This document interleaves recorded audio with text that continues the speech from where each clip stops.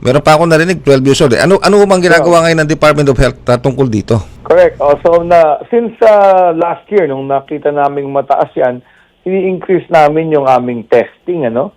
Nagpo-provide tayo ng available testing sa ating mga hub. In fact, pinaba na namin yung edad na pwede magpa-test yung mga kabataan, ano?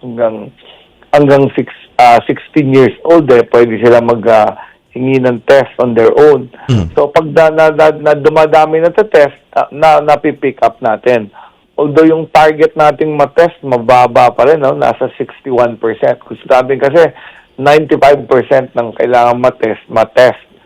So, may mga porsyento pa ng kabataan na hindi nakakuha ng HIV test. Pangalawa, lahat ng na-test, dapat na nag-positive, mabigyan ng antiretroviral treatment. Mababa rin tayo, nasa 59% lang yung mga nag-positive. Yung iba nawawala after mag-positive, hindi nagpapa-treatment.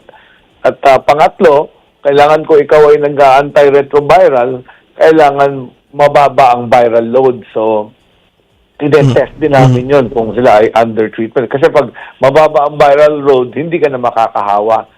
So, ganun kasi ang prinsipyo ng HIV, no? Hindi ka na cure, pero natitreat siya na hindi ka na infectious.